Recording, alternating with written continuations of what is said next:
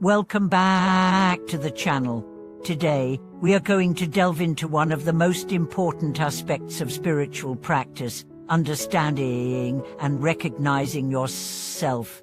You might think that spiritual progress comes from endless study, meditation, or chanting, but the first and most essential step is something that many are truly understanding your own body.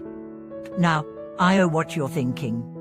I already know my body, but understanding your body isn't just about knowing what it looks like, how it functions, or how to take care of it physically. It's about a deeper, more profound recognition of your body as a vessel for your spiritual journey. It's about understanding how your body interacts with your mind and emotions, how it stores your energy, and how you can cultivate it to support your spiritual growth. This idea is rooted in the wisdom of Buddhist teachings, particularly from great masters like Shaolin, who emphasize that spiritual work begins with the body. According to Shaolin, we cannot rush into deep spiritual practice or meditation without first acknowledging the limitations and potential of our physical form. This principle is something that many practitioners often neglect, especially in the modern world, where fast-paced lifestyles and external distractions can make us forget the connection between our body and our spiritual progress. Shaolin's teachings on spiritual practice highlight the importance of balance. For example, when a person is training in meditation or any form of spiritual discipline, the idea is not to push yourself beyond your limits or to neglect your physical body in the process. Instead, you must approach your practice with awareness, beginning with a thorough understanding of what your body needs, its capabilities, and how you can work with it rather than against it. There's an old saying in Buddhist philosophy that goes, "Do not give a person a burden heavier than they can bear." This applies not only to physical weight, but also to mental and spiritual weight. If someone is trying to achieve enlightenment through intense meditation, but does not understand their body's limitations, they might find themselves frustrated, disillusioned, or even suffering physically. Shaolin uses the metaphor of a person with 80 pounds of strength being given a 100-pound burden. This would lead to collapse, not progress. But if the burden is tailored to the person's strength, they will not only endure, but also grow stronger with time. The body is the foundation for spiritual practice. Understanding your body means recognizing your physical and mental states and learning how to maintain balance. It also means being attuned to your internal energies and how they affect your spiritual and emotional well-being. One of the most significant aspects of this is self-reflection, a practice of observing how your body and mind respond in different situations.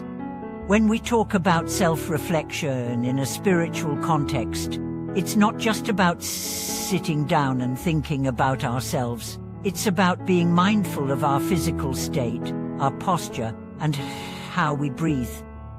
We often hear the term mind-body connection, but in spiritual practice, this connection is far deeper than just being aware of how our body feels. It's about understanding how our body's energy influences our thoughts, emotions, and spiritual awareness. For instance, when practicing meditation or mindfulness, how you sit and breathe directly impacts your ability to focus. If you're tense or uncomfortable, your thoughts will be scattered, and your meditation will not be as effective. But when you can sit comfortably, breathe deeply, and feel relaxed in your body, your mind becomes more centered and attuned to the present moment.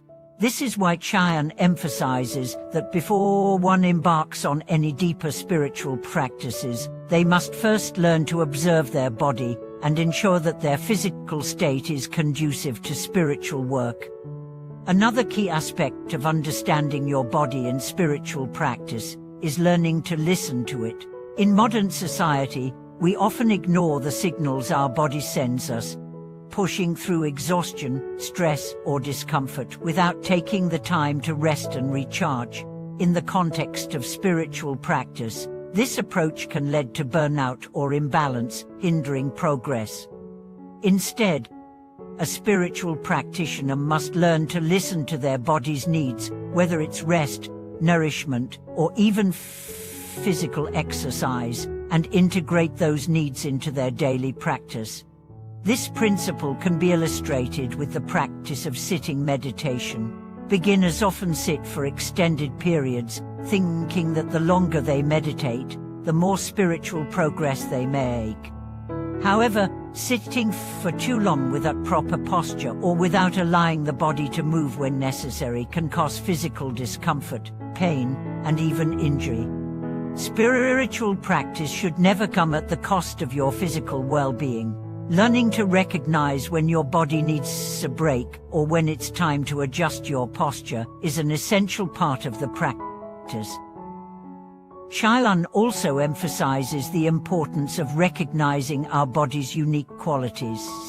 Each person's body is different, and so are their spiritual needs. Some people may find it easier to sit still for long periods, while others may find more movement or physical activity helpful in calming their minds. Some may thrive on deep, solitary meditation, while others might require group practices to feel connected.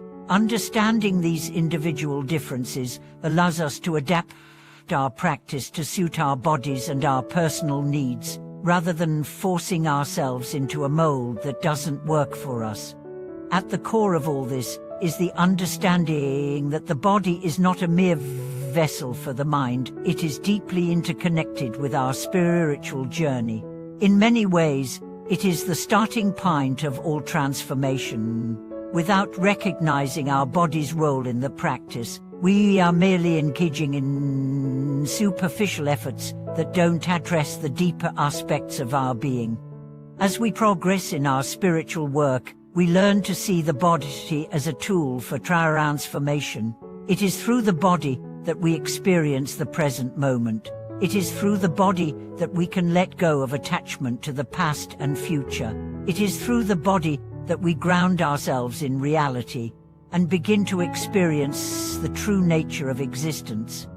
In this sense, every aspect of our practice, from our posture to our breath, to the way we care for our bodies, becomes part of our spiritual discipline.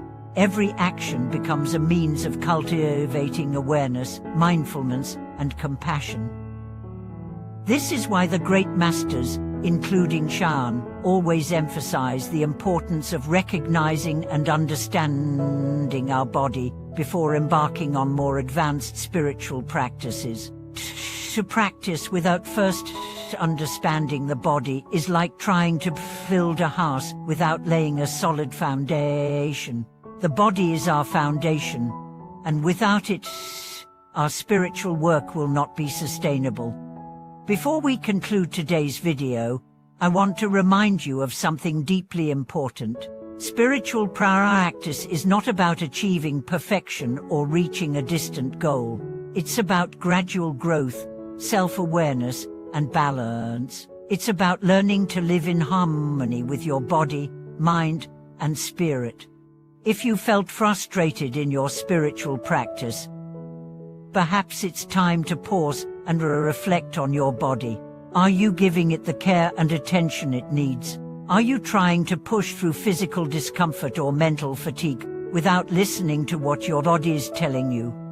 Remember, true spiritual progress begins with a deep understanding of yourself physically, emotionally, and mentally. Thank you for joining us today. If you found this video insightful, please share your thoughts in the comments below.